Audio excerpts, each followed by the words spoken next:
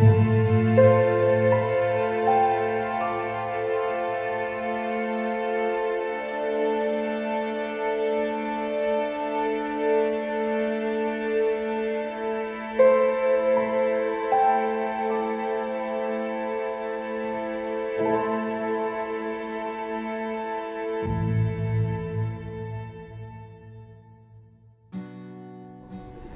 name's John Denton and I'm involved in the video because I have to use the food banks.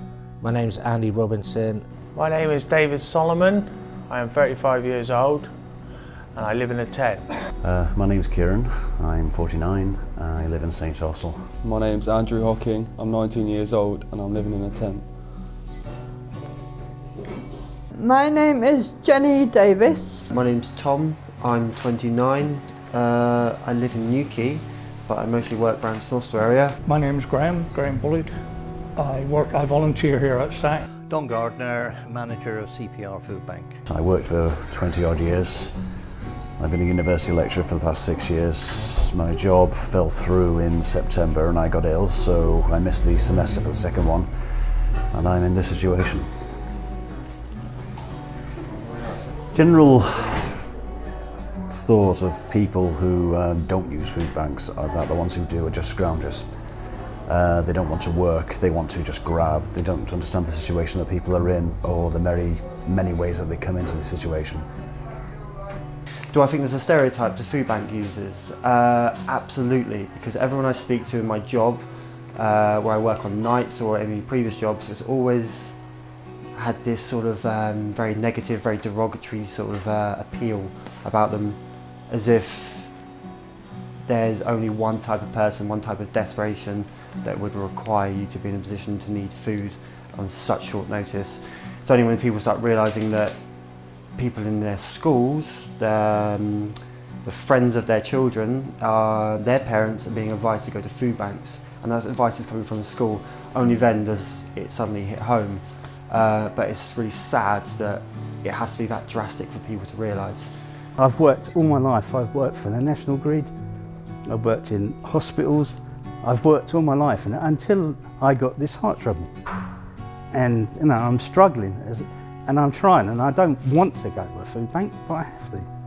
And why should people then say that I'm, you know, lowest of low because I have to go to a food bank? And that's how you get treated by other people. Sorry, it gets you emotional, but that's what happens. When it comes to it, when I need some help, I can't get it. It's just really wrong. If it wasn't for Stack, I would be in food poverty. I wouldn't be able to survive because I can't cook safely. And I wouldn't eat. What's up? I went through a divorce like a lot of men do. I was still working. I wasn't able to get accommodation, so I lived rough in a car for 18 months. I struggled, went to the council, went to all the powers that be. There's no help for a single man. They said, you're working, live in a hotel. And because of that experience, I came to Stack, and it's just giving something back to society. I'd say the charities like Stack are very good, are very caring. Cornwall as an establishment is not. Their attitude tends to be moved to Devon. Individuals, they just let the private charities get on with it. Without Stack, people would starve and they would be within serious need. I mean, they wouldn't have any human contact. A lot of the people just come here for a talk. They're that lonely, they're that depressed that they use us just as a drop-in centre. Okay. In this day and age, I can't believe that people are treated like this in this country. I really can't. And it doesn't matter what government you've got in power, it seems nothing's really changing. No one's really standing out there for people that are really in trouble. We need more places like C&C that offer their support and guidance where they can around Cornwall. I don't believe that Cornwall has got a very good support network.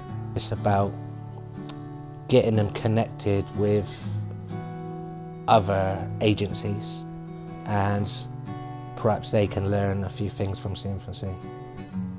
If it was in a food bank here in St Austell, I would have trouble in surviving. So thanks to the food bank getting me my vouchers to be able to get food, now I am managing to survive. People that are in our position need help, not because they want it. I'd rather be out working. If I could be working tomorrow, I would. But why should people, be treated in this way? People are starving. This the government bases that people are not starving in this country. It's a load of rubbish. I meet them day in, day out. I meet people that are absolutely desperate. I probably would have been in the hospital before that, excuse me, if it hadn't been for the food banks, because I have to eat certain amounts because of my diabetes. And it's just the fact that I've not taken insulin on a certain day because I've not had the food to eat to counteract it. But if it hadn't been from the food banks, I would definitely have been hospitalised over it. I had a phone call one afternoon from my local school saying, please could I deliver some food? Now we don't normally deliver, but it sounded quite serious, so I picked out the food that they wanted and took it over to the school. And I was told that a 13-year-old girl had collapsed in school that day. She collapsed in school because she hadn't eaten for 3 days, and when they got hold of the mum came in and the whole family had not eaten for 3 days. If it wasn't for the food banks, I would have trouble surviving. If you don't think food poverty exists in Cornwall, Paul and Redruth, then you are one of the very fortunate people that are not struggling. But there are hundreds that are. Come and walk into a food bank and sit down for a half an hour and meet the people I meet. Talk to the families that I talk to and see whether you can help them like we're trying to do. There is a big stereotype about food bank. Basically, how I look at it is Britain is a part of G8. So that means we are one of the richest countries in the world. Yet tonight there'll be 500,000 people who will be on the streets of Britain who will be hungry, or will be hungry in the wrong kind of way. They might eat something, but it is not healthy for them. So food bank is a great way to attract these people to come and get their problem solved, but it is almost like sticking a plaster on the problem. Instead of always focusing on the immediate outcome, we should look at what threw someone into the river at the first place upstream, rather than just pulling them out of the stream downstream.